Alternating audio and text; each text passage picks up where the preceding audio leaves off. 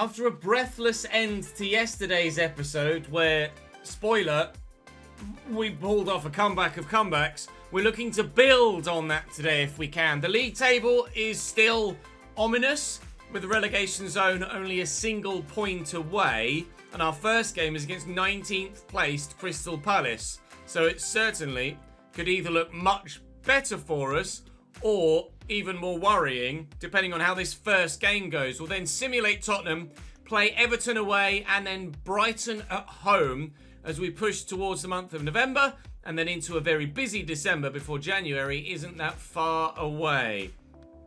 We have a number of players that are performing well, but aren't necessarily getting on the score sheet or creating much. Salinas is really the only man to score for me in the league, apart from one Samaras goal. Everything else for everyone else has come in the Carabao Cup. So we're a bit of a one-man team offensively at the minute. We don't score many, we don't concede many, but because we're not scoring many, we don't have to concede many to lose the occasional game, frustratingly. Fleming actually is our most creative player, although 4 of his 5 assists have come in the Carabao Cup. Edwards, however, does have 3 in 7 in the Prem. And speaking of Edwards, he is still on the right. But I'm just so torn with what to do with Novak. When we signed him, he was brilliant.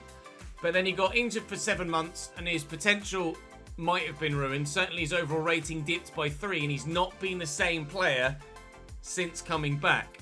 And I don't know whether to move Edwards centrally and give someone else game time, or to persevere with Novak to try and rekindle what once was a fantastic player. I'll try and rekindle, but if it doesn't work after, as a minimum this episode, as a maximum the end of the next one as well, I might just have to bite the bullet and put it down to an unfortunate mishap and just an unfortunate passage of events. Saw a player come in, tear his ACL, and then not be the same player he was. It would be a shame, but ultimately that's football, isn't it? Drop the video a like if you're enjoying this save. Subscribe to the channel so you don't miss out on any more. And we're going to go and play Crystal Palace at Selhurst Park. You might recognise their goalkeeper, Mateo Fernandes. He left us, what, 2 seasons ago? A season and a half ago? And we bought Ruben Richardson back. A Ruben Richardson who helped fire us to the Premier League. Well, not fire us. I guess, defend us to the Premier League. Salinas was the one that fired us to the Premier League. Richardson, intriguingly, is now the same rating as Fernandes. They're both 78. So, Mateo hasn't grown as well as perhaps you might have expected him to. We'll see if he's any good. Still, he was brilliant for us. We were gutted to lose him at the time. Oh, dear. So, hopefully we can prove in this fixture that we made the right decision in letting him go and an even better decision in bringing Ruben Richardson back. Down the line. Good footwork. Here's Reina and Ahmada. Dewsbury Hall. Wow. You could just tell by the way it was floating that it might have stood a chance of going in. And it couldn't have come much closer. Here's Bakayoko. Oh, it's just perfectly weighted round the corner, but Murphy's in the way to deny the attacking run of Dewsbury Hall. But Ahmada over the top. I thought the keeper had tipped it. He's just missed it. Knox turns well. And Samaras. And Novak. Oh, so very close. So very close indeed. Win that, please, Philip. It's done brilliantly. Salinas rides the challenge and can't fire it past Fernandes. Ah. Now I'm going to find out why everyone else was so annoyed at me when we were in League One. Knox. Down the line there to Samaras, of all people, breaking free. Fleming's begging for it. Fleming will get it. Fleming in the box. Fleming. Salinas surely from here. Yes. I mean, it's him again. But he just so happened to be the one man free in the middle. It could have been anybody in that position that surely would have scored. And Salinas has. We lead by a goal to nil at Selhurst Park. Crystal Palace's terrible start to the season might just be getting worse. It's Hannes Wolf. One way then the other. dealing with it so far. Back to Reina.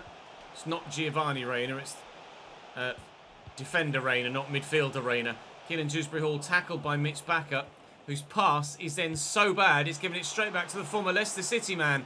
Richardson makes a top stop, and Knox has done very well there to ensure that they don't get a corner. Well done, Barry. Barry Knox is certainly a player I'd consider replacing. I don't really get on with him that well.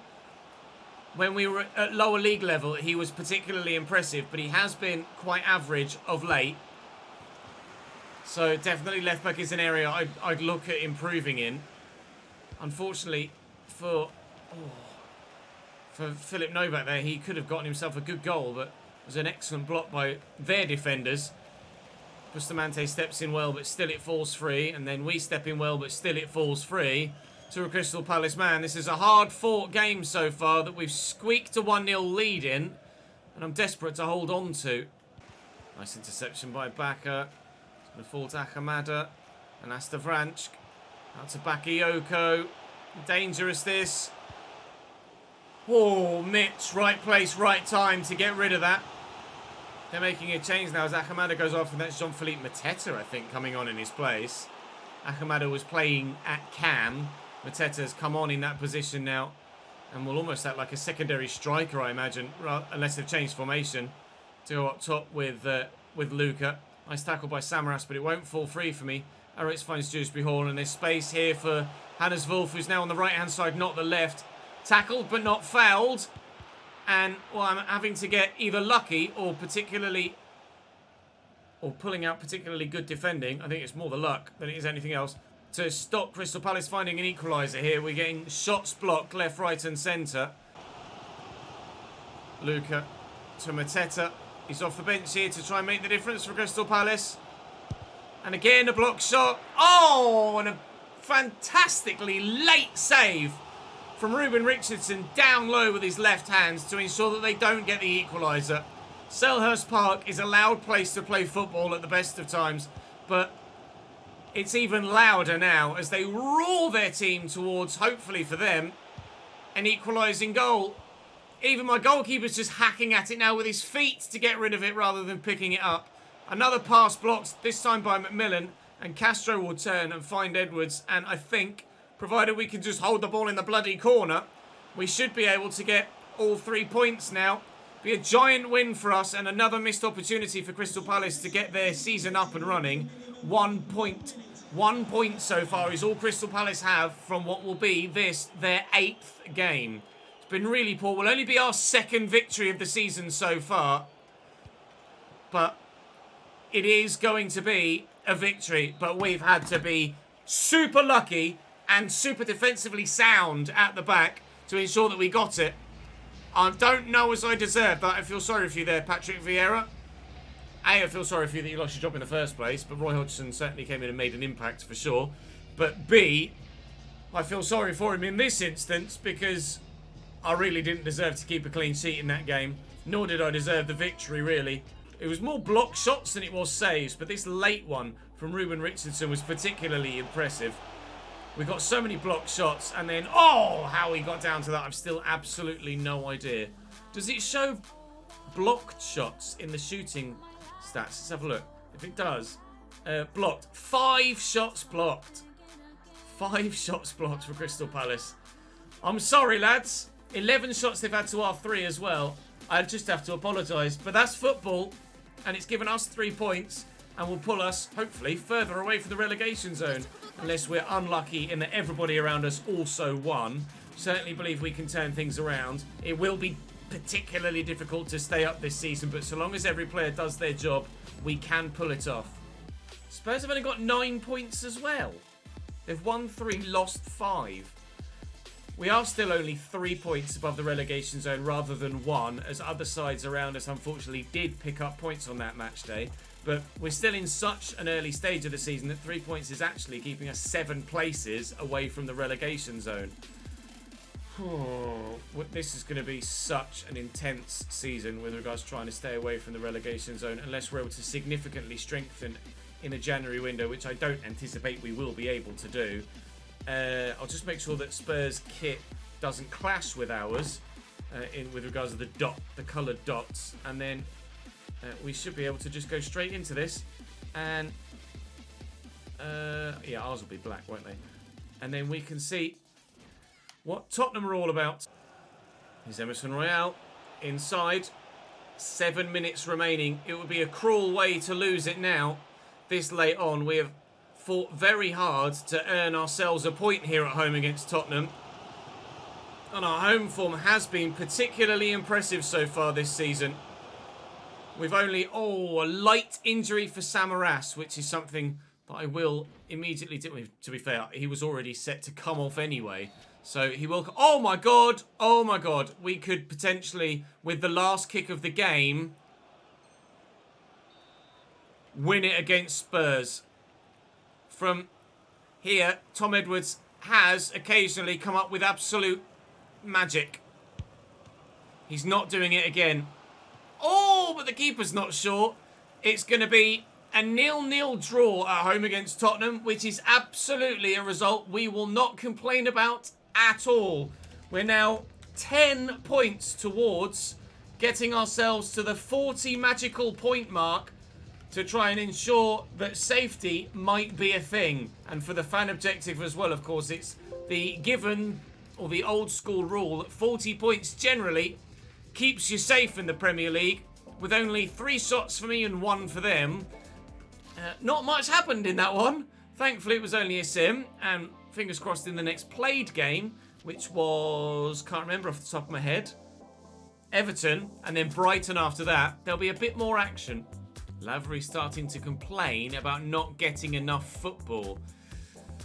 At the minute, I can't really justify throwing him into the team, though, because he's not great, Lavery. He's, unfortunately, finding himself in that position where he's not good enough in any position to start, but he's also is good enough in a number of positions to be a great squad player, which is evidently a frustration for him, but it's the role he plays in this team. If he wants to leave, I would let him go, because now we have some fantastic Brazilians to call up in his place, thanks to the Youth Academy. A number of which I'm tempted to call up and try and loan out in January, or I'll leave them where they are. Roy's now 16, actually. He's now old enough to come up to the first team. I'd be tempted to throw him into the starting lineup ahead of anybody on the right-hand side. I'm going to make a big decision for the future of this football club. Edwards goes back central. Novak drops to the bench in place of Gibbons. And young Alexis Roy comes into the starting lineup on the right-hand side. His passing is good compared to Fleming. I mean, he's a player that will be great. He's surely got the potential to be special. We should be able to check his tag via the squad hub. And he is only going to grow, hopefully exponentially. An exciting prospect is all it says. Have I ruined his potential by calling him up? If I have, I will be gutted. And that's stupid if that is a thing. But it was like 87 to 94 was his potential. And surely with exposure to first team football, he will grow and grow and grow. That is my plan with him now. We'll see if that works out. Exciting prospect is 86 to 90, I'm told by my live chat, meaning that we haven't ruined his potential, thankfully. We do need to improve his bloody weak foot, though, that's only 1 star. His potential will be 86 to 90, so he's not potential to be special, but his potential to be bloody good. And to be honest, 86 to 90 is pretty special, isn't it? He will get his first game for the club away from home against Everton at Goodison Park. Here we go. Everton at home have Bono in goal, Ortega, Akanji, Nunez and Beralto at left back, Ruben Neves in goal, Kubo, Gonzalez, Haidara and Samuel Lino with Hugo Ekitike 85 rated up top. Beralto, sorry, at left back. Their team's quite good, actually. Quite good indeed. Starting for the first time on the right-hand side, Alexis Roy, his first attempt to become the potential next big thing at AFC Chesnoid. We'll see if it happens for him. He is wearing the unlucky number 13, so Hopefully he gets no sort of impact on his career from that whatsoever. And Akanji through to Takefusa Kubo. And Everton have a 1-0 lead in the 4th minute. That didn't take long. Oh dear. Terrible touch by Salinas. And Nunez forward to Ekatike. Support from Nico Gonzalez, the former Barcelona man, but well held by Ruben Richardson. Evers' throw into Takefusa Kubo. Already got one. Not going to be getting another yet, but Everton might. Ekatike back to Haidara. That's a long way wide. Ferreira down the line. And Roy. Oh, Edwards, that's gorgeous. Salinas set clean through. Akanji with him. I'm not surely going to be able to turn onto his left. I can. They've allowed me the luxury, and you cannot, in the presence of such a deadly striker, let them do that. Salinas equalises for us at Goodison Park. He is the man, really the only man in this squad that can help us either win games or, on this occasion, not lose them. We really are a one-man team. Salinas is our Harry Kane. Edwards through. Knox, of all people, getting away here. The fullback. You can see how bad he is in possession by how heavy those touches are and how poorly they're taken. Samaras to Bustamante, looking for Salinas. Salinas to Roy. Roy with the delivery. Oh, and it's dropped right in an area that would have been superb if there'd been anyone there. Forward to Salinas. Spins well. And Edwards. Ooh, who's the next Gareth Bale? Tom Edwards. Try and get him in again. Salinas is here with him. Salinas could go back looking for Edwards. It's a big save by Bono. Cross-delivered. Oh, it's blocked well, and I can't bundle... Oh, God, that's broken collarbone territory. Can't bundle the ball over the line, unfortunately. We're giving as good as we're getting here against Everton, though. But if push comes to shove, they'll be the ones to win it, I think. Takefusa Kubo. Around the corner. Back to Ortega. Kubo again. I was going to say I'm a bit apprehensive to... Oh, as if. Before he can even swing a leg at it, it's stolen off him. Ekatike makes it 2-1 Everton, and that feels particularly frustrating. I was trying to get rid of it, but he couldn't even get it under control before it had fallen free to Ekatike. Or to a teammate, sorry, who played it to Ekatike, who immediately just instinctively turned it goalwards. And it worked very well indeed. Everton are in front again. It's bobbled awkwardly off Murphy's foot there. I don't know if there's much more I could have done in that situation other than clear it first time, which I certainly didn't have the reactions to be able to do. Switched out to Beruato. I'll tell you in a sec, Chaz. Ferreira holding off the attentions of the man. Falls kindly for Roy. He's held the ball up well. Edwards. I see the run there from Samaras. Oh, it's Bustamante. Bustamante surely then looking for Salinas. Nacho Salinas at the double again to save us a point away from home again. He is our Argentinian superstar. Our number 9 now has 7 goal contributions for the season. All of which goals because nobody else is scoring. He hasn't had the opportunity to get an assist. He doesn't need an assist. 2 against Fulham to get us a draw yesterday. 2 against Everton to, hopefully, with minimal time remaining, get us a draw today as well. Beruato going to lob this forward and hope for the best. And, well, the best isn't good enough. There's nobody up there anyway. He kicked it where there was no Everton players. You'd have thought they'd have flooded the box for that. It's 2-2 here at Goodison Park, and we absolutely will be thrilled with that. Mainly because Nacho Salinas is a little bit good. And I say mainly, solely because Nacho Salinas is a little bit good. 3 shots to their 8. But in a minute, I don't care how we get the points on the board. Just that we get the points on the board. And at the minute, we are doing that. Still only 4 points.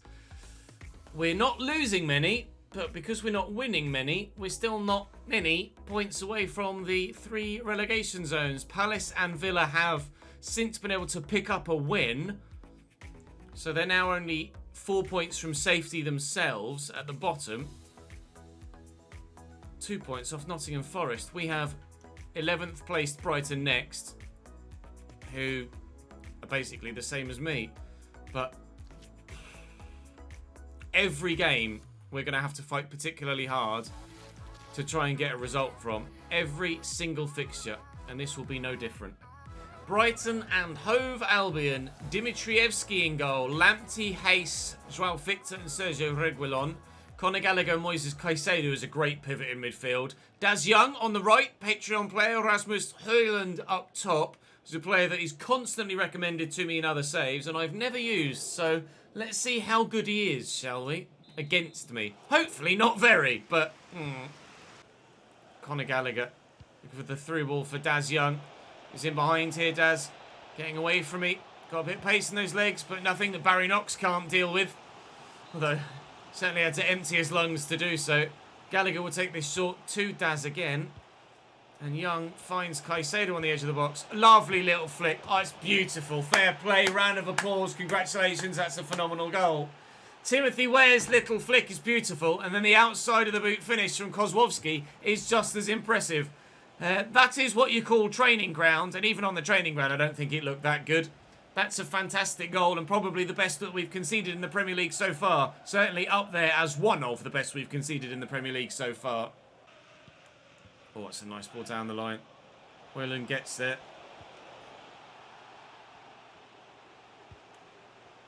Well, he loves that flick. Is he going to do it again?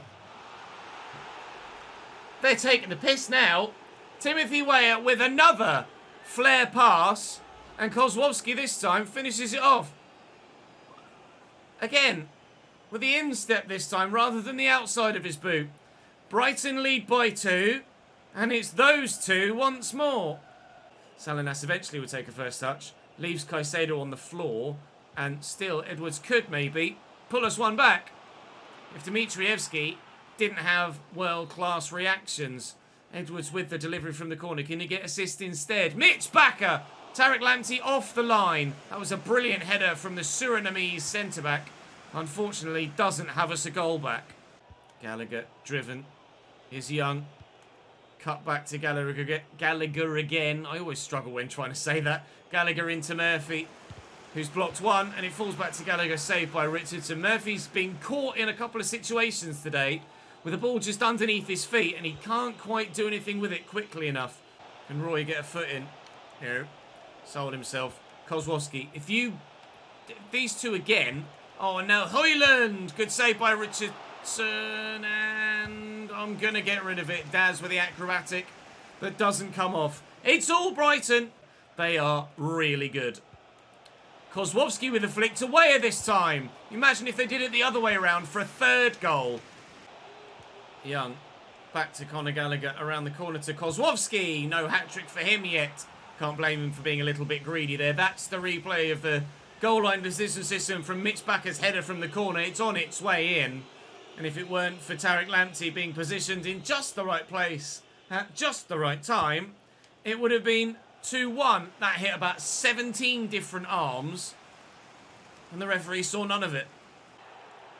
Timothy Weah is quick. Not only is he tricky, he's quick. Conor Gallagher back to Sergio Reguilon on his own. Kozłowski, hat-trick. Brighton and Hove Albion have wiped the floor with me. Kozłowski over the top. Oh, lovely take by Daz. Into Timothy Weah. Good save by Ruben Richardson and cleared away. Bustamante. Edwards. Salinas. Off the bar. You know it's not your day when even Salinas can't score. 10 minutes to go. It's still 3-0. It could be about 6-1. Oh, Brian Brobby's left me for dead. It's a brilliant move.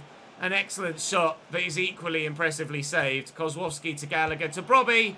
And Richardson's there again. Brighton are easily, hands down, the best team we've played so far in this save, let alone this season. My voice is done, sir. Thank God this is the last game of the episode, because I'm not sure I can commentate that much longer. Samaras to Kozłowski. Not sure I can play against him that much longer either. Gallagher picks up the loose ball and tips over the bar. Oh my God. We could have had a couple of our own, but there's no way we could have gotten even level with the 3 that they've got, let alone competed with the overall amount of chances that they created.